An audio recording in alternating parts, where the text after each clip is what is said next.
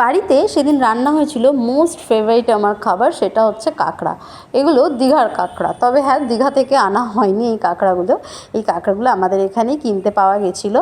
তবে এই কাঁকড়া না আমি কোনোদিনও খাইনি। আমি যেগুলো খেয়েছি ওগুলো দেশি কাঁকড়া, যেগুলো আমাদের এখানে কিনতে পাওয়া যায়, আমি সেগুলোই খেয়েছি।